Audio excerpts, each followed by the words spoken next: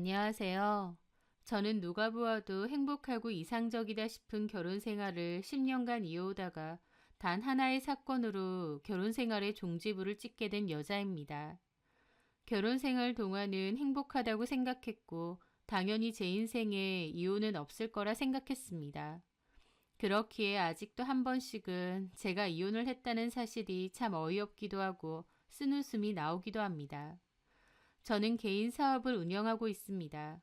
미술 전공을 했고 귀금속 디자이너로 제 개인 브랜드를 운영하고 있어요. 오프라인 매장과 온라인 매장을 같이 운영하고 있는데 오프라인 매장과 바로 붙어 있는 온라인 쇼핑몰 사무실이 있습니다. 회사에서 같이 일하는 직원으론 제품 디자이너 1명, 쇼핑몰 전담 직원 1명, 그리고 사무 격리 및 잡무를 담당해주는 직원 1명이 있어요. 그중 격리 및 잡무를 담당해주는 직원은 저희 신우입니다. 신우는 2년제 대학 졸업 후 회사 여러 곳을 전전했는데 하나같이 반년도 못 다니고 그만뒀다고 하더라고요. 월급이 너무 적다, 위치가 너무 안 좋다, 상사들이 너무 별로다, 남들이 보기에 너무 하찮아 보인다 등등 퇴사 이유도 가지각색이라고 했습니다. 어떤 곳은 위치가 너무 공장 같은 데 있다며 분위기가 칙칙해서 다니기 싫다고 한 적도 있습니다.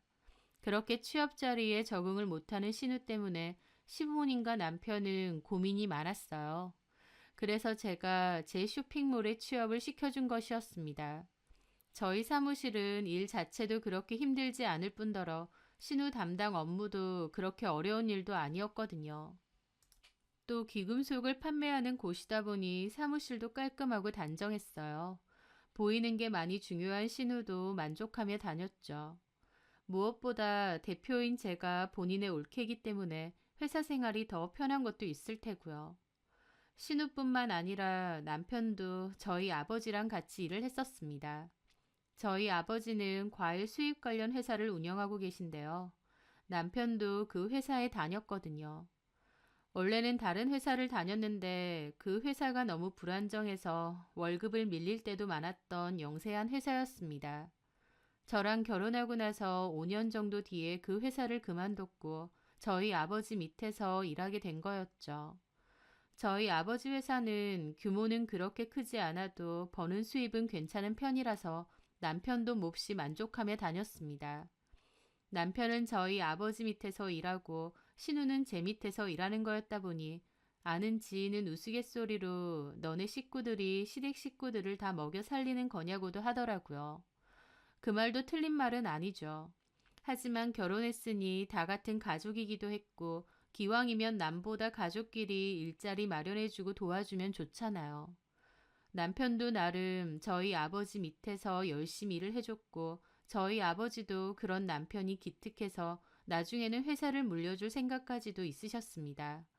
그리고 남편 역시 그런 걸 고마워했고 저와 저희 친정 식구들에게도 정말 잘하려고 노력했습니다. 기본적인 성격 자체가 가정적이고 다정한 편이기도 했고 연애 때부터 저한테 잘하기도 했어요. 결혼하고 나서도 늘 저를 많이 위해주고 이런저런 노력을 많이 하는 사람이었고요. 결혼 10년 차 다 되어 가는 데다 아이까지 키우는 보통 부부들은 서로가 그냥 친구나 동거인 같은 느낌도 든다지만 저희는 그렇지 않았습니다. 늘 연애하는 것처럼 설레고 연인처럼 지냈다고 생각했어요. 남편은 기념일도 절대 그냥 지나가는 법이 없었습니다. 다양한 이벤트를 해주었고 꼭 기념일이 아니어도 꽃다발을 갑자기 선물해주거나 선물을 준다거나 등등 서프라이즈도 잘했어요. 결혼하고 나면 잡힌 물고기한테 밥 안 준다고 우스갯소리하는 남자들도 많다는데 저희 남편은 오히려 연애 때보다 결혼하고 나니 더 저한테 헌신적으로 잘하려고 했던 거죠. 그걸 보면서 제 친구들은 너네 남편은 최수종이냐 션이냐 하면서 부럽다는 소리도 잘했습니다. 게다가 저희 남편은 저뿐만 아니라 저희 부모님에게도 아들처럼 잘하려고 노력했고요. 기본적으로 저희 아빠랑 같이 일을 하다 보니 잘 보이려고 하는 것도 있었겠지만 기본적인 성격 자체가 워낙 어른들에게 잘하고 싹싹한 것 같았습니다. 그런 남편의 성격을 저희 부모님도 참 좋게 보셨고요. 남편이 하나부터 열까지 다 저한테 맞춰주다 보니 싸울 일도 별로 없었어요. 남편이 저에게 화내는 일도 잘 없었고요. 그래서 한 번은 제가 남편에게 물어본 적도 있습니다.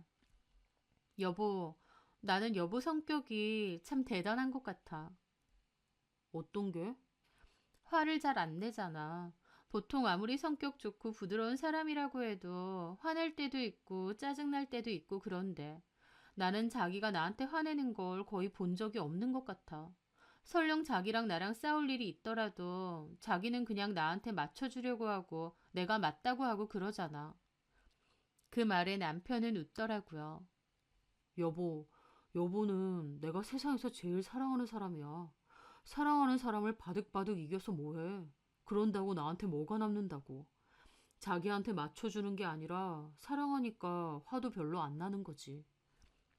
아, 닭살. 사람이 살면 얼마나 산다고. 사는 동안에는 사랑하는 사람하고 서로 화하고 웃으면서 지내는 게 얼마나 좋아.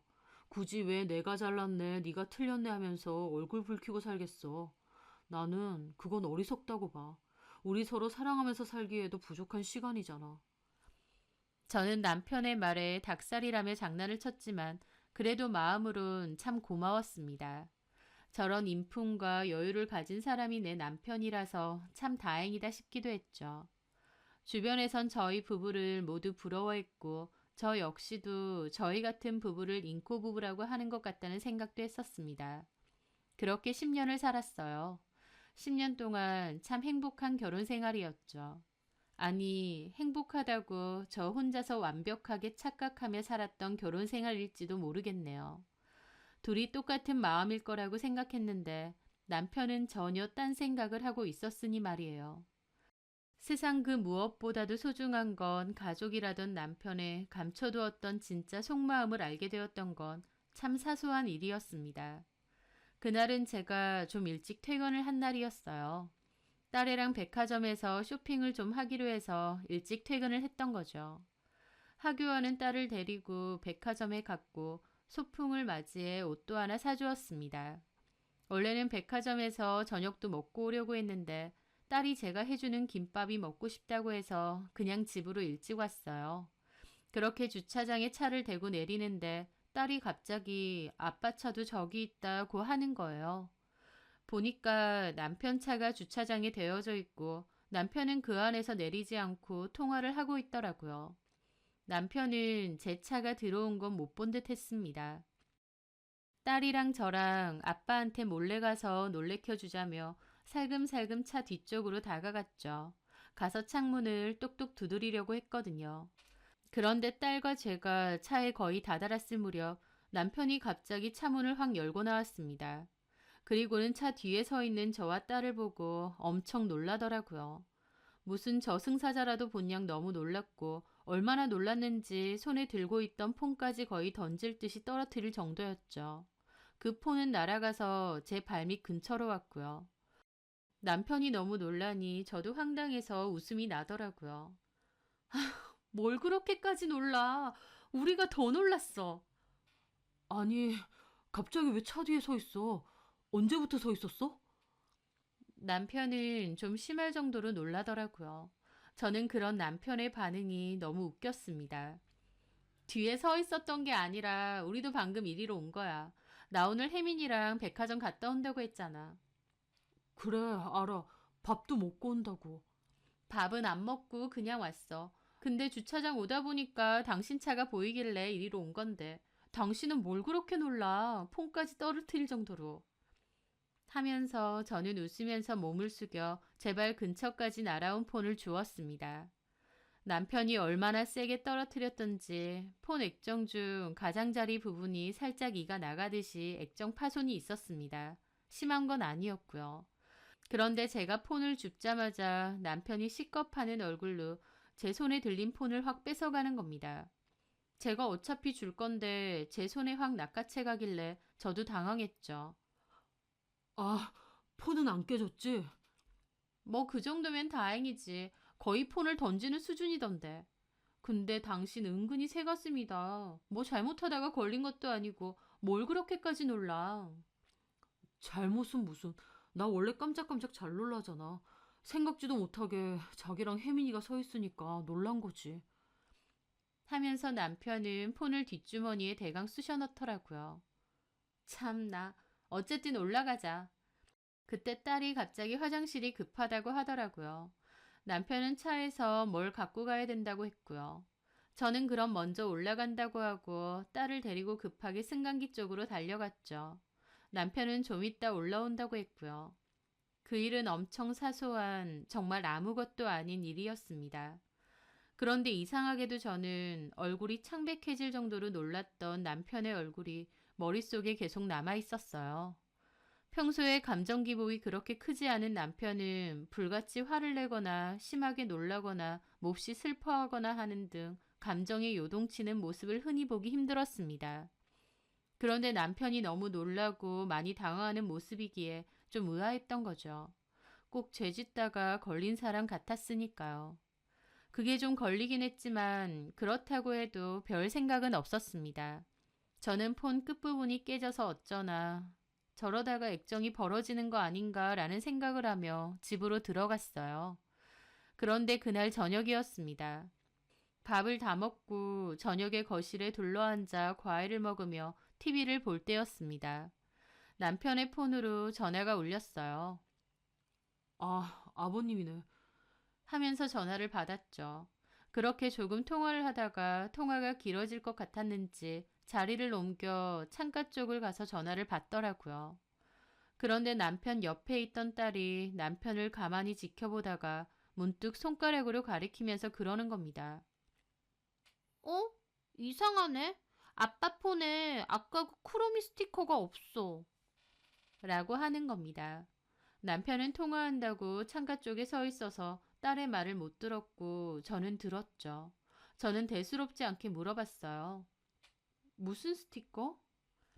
아까 아빠 폰에 조그만 크로미 스티커 붙어 있었잖아. 크로미? 너 좋아하는 그 캐릭터? 어, 그게 아빠 폰에 붙어 있었다고? 응, 아까 아빠 폰 떨어뜨렸을 때 내가 봤거든. 손톱만한 크로미 스티커 붙어 있었는데. 아까 제 발치에 떨어졌던 남편 폰에서 다른 작은 스티커를 봤다는 겁니다. 네가 붙인 거야? 아니야. 나 아빠 폰에 그런 거 붙인 적 없어. 그리고 지금은 없던데? 그래? 저는 딸의 말에 대답은 해주면서도 크게 대수롭지는 않았습니다. 딸이 뭔가 착각을 했을 수도 있다고 생각했고요.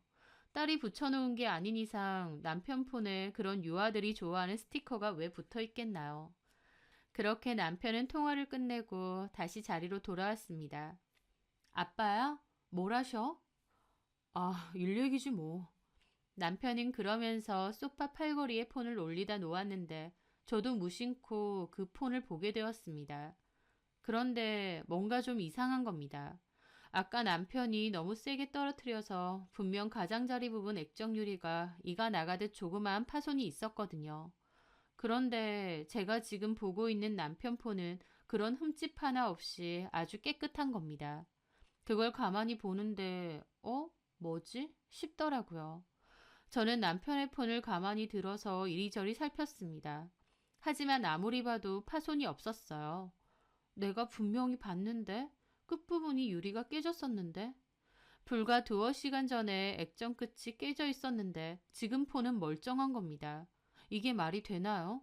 제가 황당한 기분으로 폰을 가만히 보니까 남편이 묻더라고요. 왜 그래? 내 폰 들고. 어? 아니, 자기 폰 말이야.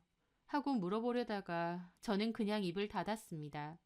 왜인지 모르겠는데 그걸 말하면 안 될 것 같다는 생각이 본능적으로 들었거든요. 아, 아니야, 아무것도. 그때 옆에 있던 딸이 다시 물어봤죠. 아빠, 근데 아까 그 크로미 스티커 어딨어요? 뗐어요? 어? 뭔 스티커? 아빠 폰에 있던 거요. 아까 폰 뒤에 붙어 있었잖아요. 손톱만한 거. 나 그거 좋아하는 건데. 그런데 그 말에 남편이 몹시 당황하는 겁니다. 어? 아빠 폰에 스티커? 네. 아니야. 아빠 폰에 그런 거 없는데. 있었는데 아까. 무슨 소리야? 이것 봐, 없잖아. 아빠가 그런 걸 왜 붙이고 다니냐? 이상하네. 아까 분명히. 혜민이 네가 잘못 본 거겠지. 네가 붙인 거 아니면 아빠 폰에 그런 게 왜 있겠어. 하면서 어색하게 웃더니 그대로 자리를 떠났습니다. 남편이 아니라고 하니 딸도 그냥 어리둥절해하고 말았죠. 그 일은 어떻게 보면 참 사소한 아무것도 아닌 일이었습니다. 그런데 이상하게도 저는 그 순간 뭔가 묘한 기분이 들더라고요. 분명히 액정이 깨지고 딸의 말로는 스티커가 있었다는데 지금의 남편 폰에는 그런 게 없으니까요. 폰 기종도 같고 케이스마저 똑같은데 아까 차에서 들고 있던 폰하고는 지금의 이 폰이 좀 다른 폰인 것 같다는 생각이 문득 드는 겁니다. 그날 저는 결혼 생활 도중 처음으로 남편의 행동에 대해 의심을 하게 되었습니다. 세컨폰을 쓰면서 바람을 피거나 딴짓을 하는 남자들도 간혹 있다는데 설마 내 남편이? 하는 생각이 들었거든요. 남편은 그날 피곤하다며 일찍 잠이 들었고 저는 제 속에서 거듭되는 의심 때문에 도저히 잠을 잘 수가 없었습니다. 제 눈으로 직접 확인을 해봐야 직성이 풀리겠더라고요. 그래서 저는 남편이 잠이 든 것을 확인한 뒤 남편 차키를 챙겨 들고 주차장으로 내려갔습니다. 내려가는 동안에도 내가 너무 예민한 건가? 말도 안 되는 걸로 남편을 의심하는 건가 싶은 생각이 머릿속을 떠나지 않았죠. 하지만 어쨌든 뭔가가 있는지 제 눈으로 확인은 해봐야겠더라고요. 저는 남편의 차에 올라타서 이곳저곳을 뒤져보기 시작했습니다. 글로브 박스도 열어보고 좌석 사이사이도 확인을 했죠. 뒷자리까지 가서도 일일이 확인을 했습니다. 앞좌석에 붙어있는 주머니도 확인해보고 심지어 바닥까지 한번 쓸어서 살펴보았습니다. 나름 구석구석 다 찾아본 거죠. 하지만 세컨폰 같은 건 보이지 않더라고요. 그래, 내가 괜히 오버했네 라는 생각이 들었습니다. 착각한 걸 수도 있는데 남편을 의심했구나 멋쩍은 생각마저 들었죠. 그렇게 차문을 닫고 그냥 가려는데 문득 트렁크를 안 봤다는 생각이 들더라고요. 그냥 올라갈까 하다가 이왕 확인하는 거 트렁크까지 확인하자 싶었습니다. 그렇게 트렁크를 열어보니 간단한 세차 도구가 있었고 별다를 건 없어 보였어요. 그래, 세컨폰은 무슨 하면서 그렇게 다시 닫으려는데 뭔가가 제 눈에 확 밟히더라고요. 남편은 세차 도구를 동그란 접이식 박스에 담아두었는데요.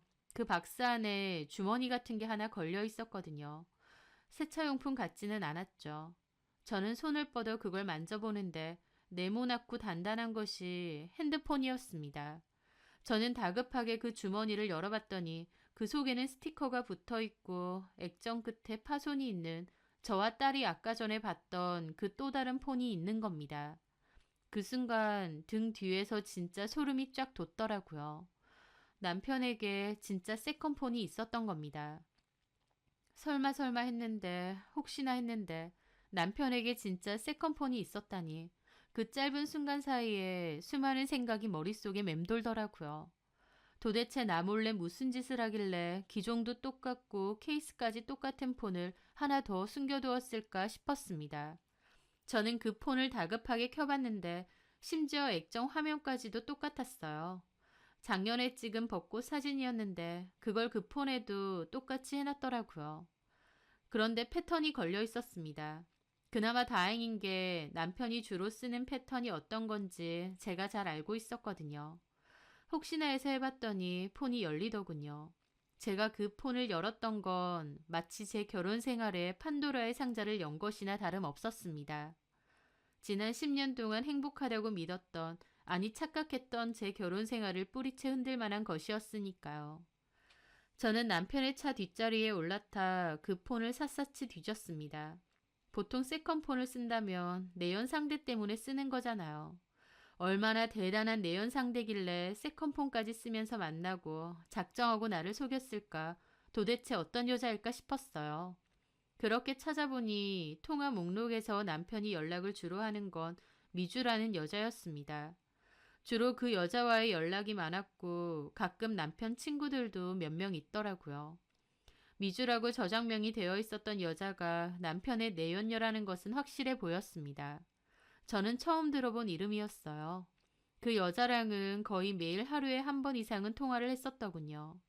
그 사실을 보고 저는 무너질 것 같은 기분을 느꼈습니다. 하루도 빠짐없이 그 여자와 했던 그 통화들을 보고 정신이 혼미해졌으니까요. 심지어 그 통화 내역이 끝도 없는 것이 꽤나 오랫동안 이 여자랑 내연 관계를 이어왔다는 걸 알 수 있었습니다. 1, 2년 된 사이도 아니고 더 오래된 것 같았죠. 저는 이번엔 카톡으로 들어가 봤는데 거기서 또다시 경악을 하게 되었습니다. 차라리 그 여자가 단순한 내연녀였다면 그래도 용서할 순 없었겠지만 그 정도로 충격은 아니었을 겁니다. 하지만 그 여자는 남편이 결혼 생활 도중 몰래 바람을 피는 단순한 내연녀가 아니었어요. 왜냐면요. 그 대화와 수많은 사진들을 봤는데 그 여자와 남편 사이에는 딸이 있었거든요. 심지어 저희 딸애랑 나이마저도 비슷해 보였습니다. 그걸 보는데 주체 안 될 정도로 손이 떨려오고 과호흡까지 왔습니다. 내연녀가 아니라 아예 두 집 살림을 하고 있었던 거고 거기에 딸까지 있었던 거니까요. 어떻게 이런 일이 가능한가? 이게 정말 남편의 짓인가 믿을 수가 없고 정신이 아득해지더라고요. 순간적으로 과호흡이 와서 저는 차에서 뛰쳐나와 밖에서 호흡을 진정했어요. 그 와중에도 손발은 미친 듯이 떨리더라고요. 그렇게 겨우 호흡을 진정시킨 후 다시 차로 돌아와 그 대화 내용들을 봤습니다. 남편과 미주라는 그 여자 사이의 딸 이름은 수연인 듯 했고 남편과 그 여자는 카톡으로 주로 그 딸 얘기를 많이 했습니다. 그 여자는 남편에게 수연이가 보고 싶어 한다. 이번 주에는 언제 올 수 있느냐. 다음에 오면 당신이 좋아하는 김치찜 해놓겠다 등등 일상적인 부부가 나눌 법한 대화를 하고 있었어요. 너무나도 비정상적인 관계인데도 아무렇지 않게 일상적인 대화들을 나누고 있었던 거죠. 저희 남편도 그 여자에게 수연이 사진 보내봐라, 보고 싶다, 그런 얘기도 잘했고요. 딸 얘기만 하는 건 아니었고 은밀한 얘기도 많이 나눴습니다. 그 여자가 속옷을 새로 샀네 어쩌네 그러면 남편도 자기가 보러 가야겠다느니 그러고 있고 또 그 여자가 생활비 모자란다고 하면 남편이 좀 더 보내주겠다 좀 아껴 써라 그런 소리도 잘했습니다. 남편이 이 여자 생활비까지 주고 있었구나. 이 둘은 거의 부부나 다름없이 살아왔구나 싶은데 정말 까무러칠 것 같더라고요. 이게 제 남편의 일이 아니고 다른 사람 일이나 TV에서 보는 막장 드라마처럼 비현실적인 느낌마저 들었습니다. 그런데 그 와중에 아무리 생각해도 이상한 겁니다. 남편은 저희 아버지 회사에서 일하고 월급이라고 해도 뻔하잖아요. 저도 다 알고 있고요. 게다가 남편은 월급을 받으면 본인 필요한 돈 빼고는 다 저한테 입금을 하거든요. 그런데 무슨 돈이 있어서 이 여자한테 생활비까지 줬나 싶더라고요. 제가 모르는 것 이상으로 남편이 저에게 숨기는 게 정말 많겠구나 싶었습니다. 그렇게 저는 보는 김에 다른 친구들과의 대화도 보게 되었어요. 많지는 않았고 세컨폰의 존재를 아는 몇몇 친구들과는 이 폰으로도 가끔 대화를 나누는 것 같았습니다.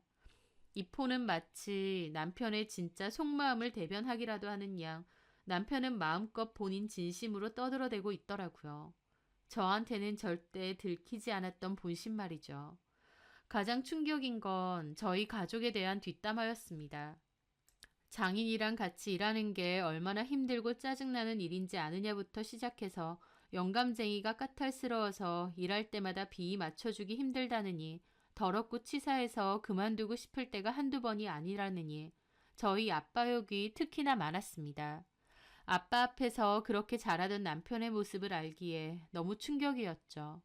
심지어 저희 아빠가 어디 몸이 편찮으셔서 병원에 계시다가 나왔는데요. 남편은 장인이 회사에 안 오니 내 세상 같고 너무 좋다며 그냥 이대로 영영 안 와서 내가 회사 먹었으면 좋겠다는 소리까지 하더라고요. 킥킥거리면서요. 이 모든 게 정말 내가 아는 남편이 떠들어댄 게 맞나 싶은 경악스러운 내용이 그대로 있었습니다.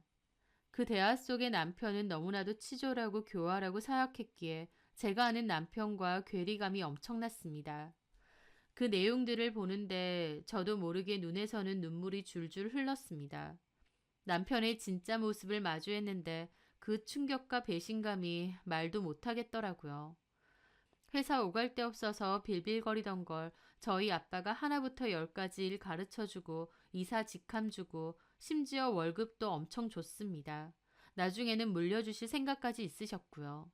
그랬는데 이 인간은 저희 아빠더러 일하기 까탈스럽고 짜증나는 노인네라며 있는 욕 없는 욕 다 하고 있더라고요.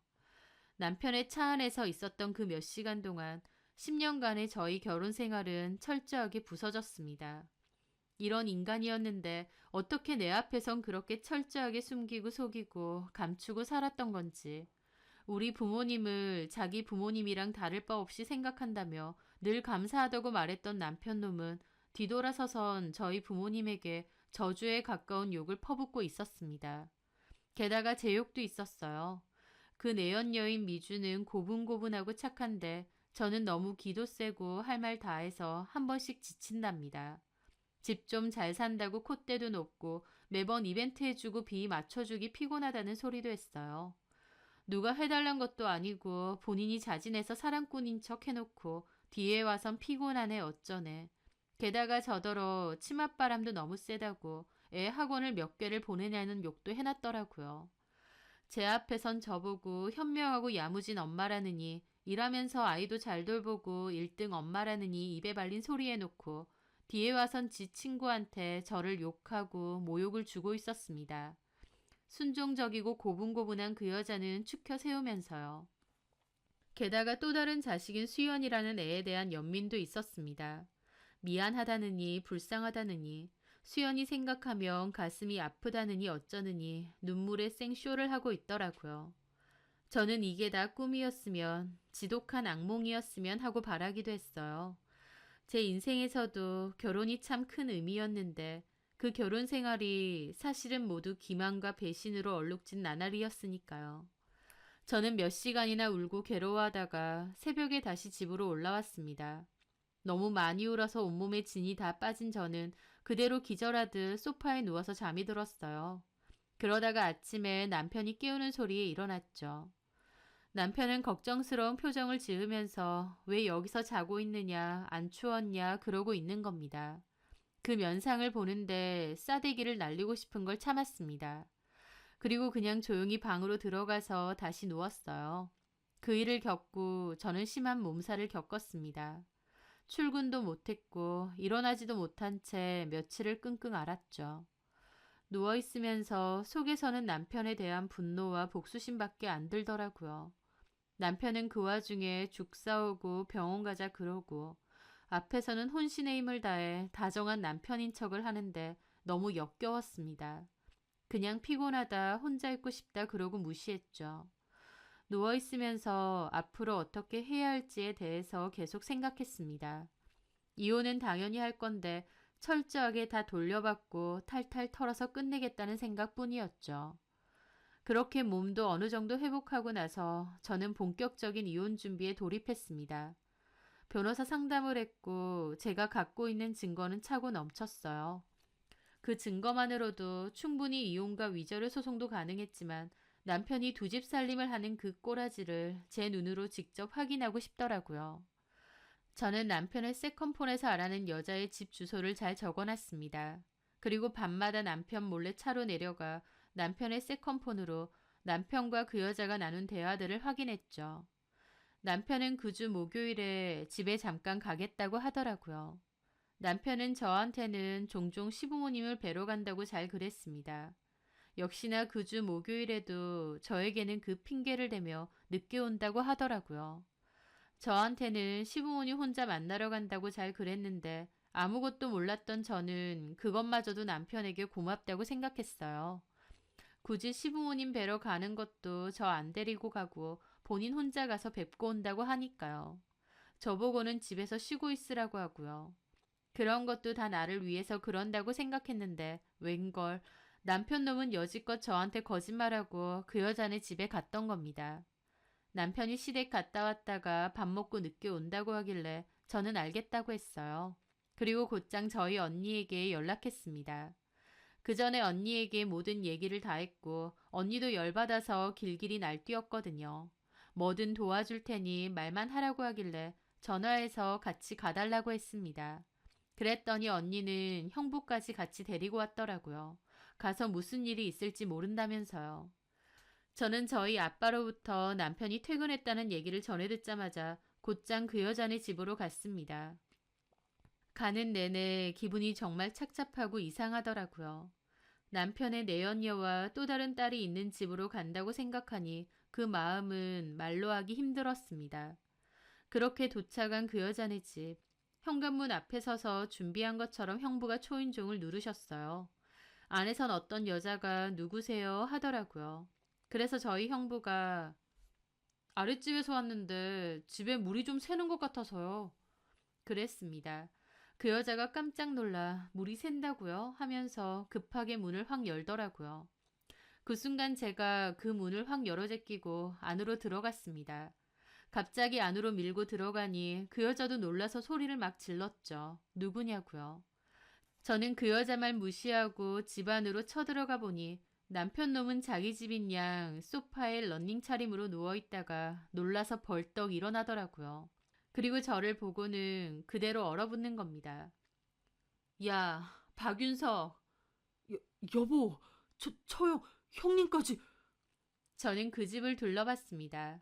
거실 한가운데에 떡하니 가족 사진까지 걸려 있더라고요. 그 집은 내연녀와 몰래 낳은 딸이 살고 있는 집이 아니었습니다. 누가 봐도 그냥 평범한 한 가족이 살고 있는 집이었죠. 저는 황당해서 남편과 그 여자를 쳐다보니 그 여자는 그제야 제가 누군지 알았는지 굳은 얼굴로 아이를 조용히 방에다 들여보내더라고요. 방으로 어리둥절해하며 들어가는 그 아이를 보는데 저희 아이와 나이가 비슷해 보여서 더더욱 기분이 이상했습니다. 저희 언니도 그 꼬라지를 보고 꺽꺽 넘어갔죠. 제부, 미쳤어? 이렇게 대놓고 두 집 살림을 했다고? 제정신이야? 게다가 애까지? 도대체 언제부터 우릴 속인 거야? 진짜 미쳤네. 언니는 그러면서 폰을 꺼내 동영상으로 다 찍었습니다. 그 집도 찍고 그 여자도 남편도 다 찍었죠. 그 여자도 놀라서 그만하라면서 얼굴을 가리고 남편도 얼굴을 가리며 말리려고 하더라고요. 하지만 형부가 제지를 했습니다. 아, 그만 좀 찍으세요. 부끄러운 줄은 아나 보지? 남편은 어쩔 줄 몰라 하면서 멀거니 서 있는 저한테 빌더라고요. 여보, 혜민 엄마, 저기 일단 나가서 얘기를 좀. 저는 남편의 싸대기를 날렸습니다. 그러고도 분이 안 풀려서 연거푸 여러 대를 때렸어요. 남편도 처음엔 그냥 맞다가 나중엔 그만 때리라고 아프다고 펄쩍 뛰면서 신경질을 부리더라고요. 네가 인간이야? 이렇게 대놓고 두 집 살림을 한다고? 미쳤냐고 정말. 그 와중에 그 여자 저한테 와서 그러는 겁니다. 저기요, 집에 애도 있는데 나가서 얘기하시죠. 여기서 행패 부리면 경찰 부를 겁니다. 하면서 경찰 얘기를 하는데 너무 뻔뻔해서 웃음도 안 나더라고요. 저는 그 여자 싸대기도 날렸습니다. 경찰 불러. 상간녀 주제. 그랬더니 갑자기 그 여자가 소리를 지르며 제 머리채를 잡았어요. 화가 머리 끝까지 난 저도 그 여자 머리채를 잡았죠. 그 여자도 죽기 살기로 제 머리 당겼고 저 역시도 머리채 다 뽑아놓을 심산이었습니다. 거기서 순식간에 엉겨붙어 싸움이 났는데 저희 언니하고 형부하고 달려들어서 겨우 떼놓았습니다. 기가 막혀서 욕도 안 나오네. 남의 남편이랑 바람나서 두 집 살림한 년이 뭐가 어째? 경찰? 여기 동네방네 소문 다 내줄까? 그 말에 그 여자 노려보며 그러더라고요. 바람 같은 소리 하네. 내가 먼저였거든? 뭐? 네 남편 원래 나랑 살던 남자라고. 뺏긴 게 누군데? 저게 뭔 말인가 싶어서 황망해서 남편을 보니 남편 죽을 상인 얼굴로 바닥에 무릎 꿇고 앉아서 아무 말 못하더라고요. 그 모습이 얼마나 비겁해 보이던지요. 뭔 개소리야. 당신이 직접 말해봐. 저 여자가 뭔 헛소리 하고 있는 거야? 말 안 해.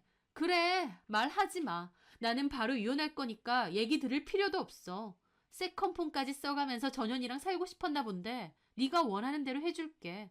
2년 집에서 같이 살아.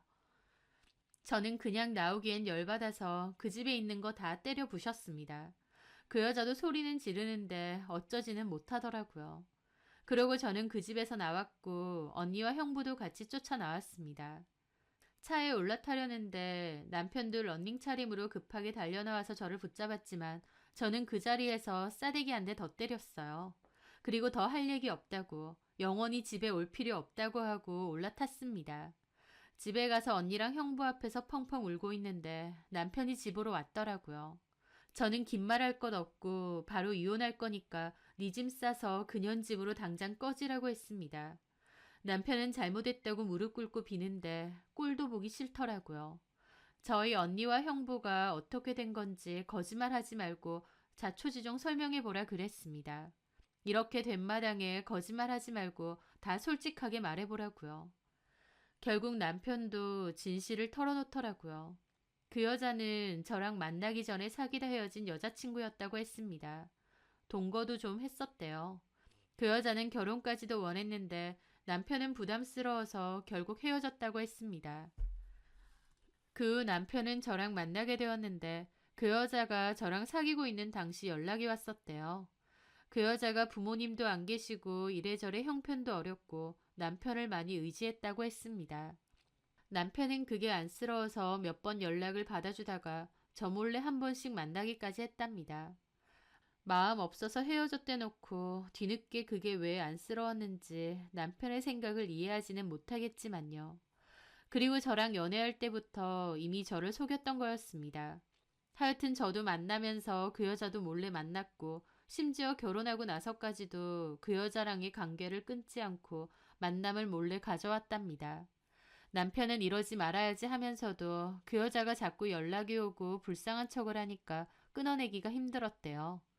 그 여자는 남편한테 많이 기댔다고 하더라고요. 남편은 그런 게 부담스러워서 헤어진 거라고 하고요. 어쨌든 남편은 그 여자랑 지속적인 만남을 이어왔는데 그러다가 제가 임신을 했고 공교롭게도 그 여자도 비슷한 시기에 임신을 했다는 겁니다. 남편은 그 여자가 임신까지 했다고 하니 아차 싶어서 미안하지만 수술해달라고 부탁했고 수술비도 줬답니다. 그 여자도 처음엔 알았다고 했다는데 나중에 갑자기 잠적을 했대요. 그런데 몇 년 뒤에 갑자기 다시 연락을 했답니다. 남편 몰래 애도 낳았고 혼자서 힘들게 키우고 살더라는 거죠. 남편은 자기도 곤란했지만 본인 애라는데 모른 척 할 수가 없었다네요. 그래서 초반에는 생활비 지원해주고 좀 도와줬대요. 그러던 게 결국 이날 이때까지 이어진 거라고 했습니다. 그 말을 듣는데 아, 이 사람은 처음부터 나한테 진실된 적이 없었구나. 처음부터 여태까지 나를 계속 속여왔던 거구나 깨달았습니다. 애초에 연애 때부터 그 여자랑 몰래 만나면서 저를 속였던 거니까요. 그리고 헤어지고 나서도 그렇게 마음 쓰일 정도면 그냥 제가 아니라 그 여자랑 결혼하고 살면 되는 거 아닌가요? 한마디로 그 여자가 좋고 신경도 쓰이고 마음도 가는데 조건이 마음에 안 들어서 차버리고 저랑 결혼했다는 거잖아요. 저는 알지만 그래도 남편에게 나하고 왜 결혼했느냐 물었습니다. 남편은 그 여자는 불쌍한 것 뿐이고 저는 사랑하는 거라는 말도 안 되는 개소리를 하더라고요. 그 말 듣는데 진짜 속에서 천불이 올라오더라고요. 제 앞에서 이렇게 뻔뻔하게 거짓말을 해대는데 이런 식으로 나를 계속 속여왔구나 싶고요. 내가 그 세컨폰으로 남편의 진짜 진심이 뭔지 다 알게 됐는데도 눈 가리고 아웅하는 것도 아니고 끝까지 저를 속이려 드는 겁니다. 제가 그 말에 아 그렇구나 진짜 사랑한 건 나였구나 하겠나요? 이게 사람을 진짜 끝까지 바보 천치로 하나 싶어서 피가 거꾸로 솟더라고요. 저는 언니랑 형부한테 잠시만 있으라 했습니다. 그리고 지하로 내려가 남편 차에 있는 그 세컨폰 들고 올라왔어요. 그리고 무릎 꿇고 앉아있는 남편 머리통에다가 그 폰 집어 던졌습니다. 남편 폰 맞고 아파서 바닥을 구르더라고요. 그러면서 저한테 폭력 좀 작작 쓰라고 소리를 지르더라고요. 너 내가 진짜 우습게 보이니? 그 폰에 진짜 네 진심은 다 들어있더만. 나 그거 다 봤어. 뭐? 그 여자는 불쌍한 것뿐이고 나는 사랑한다고? 웃기지 마. 오히려 너는 그 여자한테 절절 죽더만. 그 여자가 돈 없고 별 볼 일 없으니까 결혼은 못하겠는데 그래도 마음은 쓰이디? 나한테는 받아먹을 거 많아 보이니까 결혼은 하고 싶은데 그래도 마음은 그년한테 갔어. 남편은 자기 앞에 떨어져 있는 세컨폰을 보고 놀라더라고요. 저도 따지면서도 너무 마음이 무너져서 그 자리에 앉아서 엉엉 울었죠. 그렇게 한바탕 울고 남편한테는 조용히 짐 챙겨서 집에서 나가라고 했습니다. 이혼할 거고 당연히 위자료 소송도 걸 거다. 그리고 당연한 소리지만 우리 아빠 회사에서도 나가고 네 동생도 내일부터는 사무실에 출근하지 말라고 했습니다. 남편은 잘못했다고 그 여자는 당장이라도 끊어내겠다며 제 다리 붙잡고 빌었지만 저는 다시는 그 면상 보고 싶지도 않으니 진짜 미안하면 조용히 나가달라고 했습니다. 남편은 끝까지 매달리고 질척거리는 거 형부가 거의 쫓아내다시피 집에서 내보냈습니다. 그날 저는 계속 울고 제정신이 아니어서 언니가 저희에 하교시켜서 언니 집에 데리고 가 있을 정도였어요. 내 결혼 생활이 이렇게 끝났구나. 가장 사랑했던 남편에게 이런 배신을 당했구나.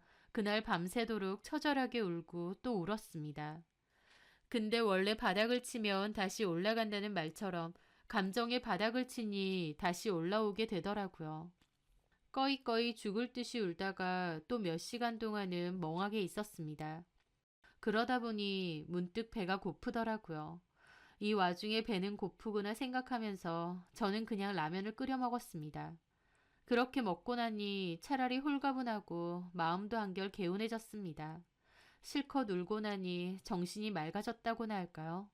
그래, 세상 무너진 것도 아니고 남편이 바람펴서 뒤통수 맞은 여자가 세상에 나 혼자만도 아니다. 더 기막힌 일, 말도 안 되는 일 겪은 사람도 수도 없다. 이런 거 아무것도 아니다. 그냥 쓰레기 같은 남편놈 내 인생에서 치워버리자. 마음 꿋꿋하게 먹고 잘못된 건 바로잡자. 그렇게 마음을 달리 먹었습니다. 그 후로 저는 본격적인 이혼 소송과 더불어 위자료 소송도 준비했어요. 당연히 남편도 하루아침에 아버지 회사에서 해고를 당했죠. 저희 아빠도 사회를 믿었던 만큼 배신감이 엄청나신 것 같았습니다. 전화해서 쌍욕 퍼붓고 내 딸하고 바로 끝내라고 고함 지르셨죠. 그렇게 아버지 회사에서 남편의 자리를 정리하는 와중에 남편이 몰래 회사 돈을 챙겨 빼돌렸다는 것까지 알게 되었습니다. 남편은 저희 아버지 몰래 야금야금 돈을 빼돌려 뒷주머니를 차고 있었어요. 아마 그런 돈으로 그 여자 생활비도 주고 그랬겠죠. 남편 입장에선 하루아침에 해고를 당한 거라 그거 수습할 새도 없었을 겁니다. 여태까지 회사 돈을 야금야금 잘도 빼돌렸더군요. 저희 아빠도 화가 머리끝까지 나서 횡령으로 바로 고소도 진행했습니다. 자리도 못 잡고 빌빌거리는 거 사위라고 저희 아빠가 자리 주고 일 가르쳐주고 그랬는데 은혜를 왼수로 갚는다는 게 이런 거겠죠. 그렇게 아빠는 남편을 정리하고 저는 신우에게도 바로 통보했습니다. 나 너네 오빠랑 이혼한다. 너네 오빠가 두 집 살림했다. 내일부터 사무실 나오지 말라고요. 그 일은 바로 시부모님 귀로 들어갔고 시부모님은 저한테 전화해서 진짜 이혼할 거냐고 애를 생각해서라도 다시 생각해보라고 하시더라고요. 한 번만 봐주라고 하시면서요. 단순 바람도 아니고 두 집 살림에 혜민이랑 비슷한 또래의 딸까지 있는데 이걸 어떻게 봐주겠느냐고 바로 이혼할 거라고 단호히 말씀드렸습니다. 그리고 남편은 그 여자 여전히 못 잊고 있다고 차라리 그 여자를 새 며느리로 들이셔라 그랬죠. 어머님은 그 여자 집 어디냐고 하셔서 그 집도 친절히 알려드렸어요. 어머님, 아버님, 신우까지 그 집 달려가서 다 때려 부수고 한바탕 난리가 난 모양이더라고요. 그 여자도 잘못했지만 자기 아들도 잘못했는데 화풀이는 그 여자한테만 하는 모양이었죠. 이러든 저러든 제 알바는 아니라서 냅뒀지만요. 나중에 그 여자가 저한테 전화와서 다 얘기하면서 속 시원하냐 어쩌냐 하더라고요. 그 여자는 남편보다 저를 더 원망하는 것 같아서 어이가 없었습니다. 저는 철저히 속은 피해자일 뿐인데 그 여자는 제가 자기 남자를 뺏었다고 생각하더라고요. 멍청하고 가짜나서 말도 섞기 싫더라고요. 그래서 길게 말하기 싫다고 그냥 알아듣기 쉽게 말해줬습니다. 네 처지가 싫다고 결혼 못한다고 내뺀 인간이 내 남편이다. 그걸 알면서도 그 남자 애까지 낳고 생활비 받고 살아가는 네 처지도 어지간히 불쌍하다. 내가 갖다 버렸으니 네가 잘 주워다가 데리고 살아라. 네가 숨어 살면서까지 갖고 싶었던 남자니까 어디 잘 데리고 살아라 해줬습니다. 그 후 남편은 저한테 이혼소송, 위자료 소송, 그리고 아버지로부터 고소까지 당했습니다. 고소권 때문에 아버지한테 와서 합의해달라 빌고 난리도 아니었죠. 저희 부모님도 남편에게 사위가 아니라 아들인 것처럼 생각했는데 이럴 수가 있느냐며 절대 선처는 없다고 했습니다. 결국 남편은 횡령 금액 반환과 더불어 벌금까지 내야 했습니다. 회사에서 잘려서 당장 수입도 없는데 벌금에 횡령 금액 반환에 위자료까지 물어줘야 될 판이었죠. 결국 시댁 집까지도 처분을 했다고 하더라고요.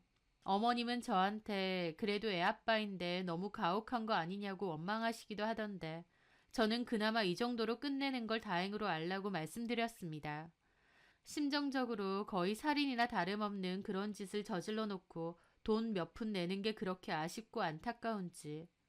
그렇게 우여곡절 끝에 남편과의 관계는 모두 정리를 했습니다. 그런 법적인 관계를 떠나 저희 아이에게서 아빠의 자리를 지우는 일이다 보니 쉬운 마음은 아니었어요. 아이한테 너무 미안한 감정도 많이 들었고 저도 너무 힘들기도 했습니다. 아이에게 미안한 감정은 지금도 있고요. 하지만 세상에 비밀은 없다는 말처럼 이 모든 건 결국 터질 게 터졌다고 생각합니다. 그날 우연히 딸애와 제가 남편의 폰을 보게 된 것은 어쩌면 우연이 아닐 수도 있을 것 같아요. 꼬리가 길면 밟히는 것처럼 결국 남편의 그 이중생활은 언젠가는 저에게 들켰을 것이고 결국 이런 파국 역시 한 번은 닥쳤어야 될 일이었으니까요. 모두에게 많은 상처를 남기기도 했지만 이제는 다 끝을 냈으니 훌훌 털어버리려고 합니다. 아이에게도 아빠의 빈자리를 더 많이 채워주려 제가 더 노력해야겠죠. 남편은 저랑 이혼하고 나서 모든 것을 다 잃었다며 뒤늦게 너무 후회한다느니 어쩌느니 말을 전해왔습니다. 그 여자도 꼴보기 싫다고 하면서요. 그 오랜 기간 저를 속이면서까지 보살피고 마음 쓰던 여자인데 이제 와서 꼴보기 싫다며 원망하더라고요. 전 남편이 저토록 가볍고 비열한 인간이었구나 새삼 깨달으며 아, 저게 저 남자의 진짜 모습이었구나 싶더라고요. 남편은 더더욱 후회하면서 살길 바랍니다. 평생 본인이 잃은 게 뭔지, 본인이 무슨 짓을 저지른 건지 계속 후회하고 괴로워하며 살길 바래요. 저는 더욱 보란듯이 행복하게 잘 지낼 거고요. 지금도 그때 그 핸드폰을 발견했을 때의 충격을 떠올리면 심장이 아릿하지만 좀 더 시간이 지나면 어이없는 웃음과 함께 흘려보낼 수 있지 않을까 싶습니다. 제 사연 들어주셔서 감사합니다.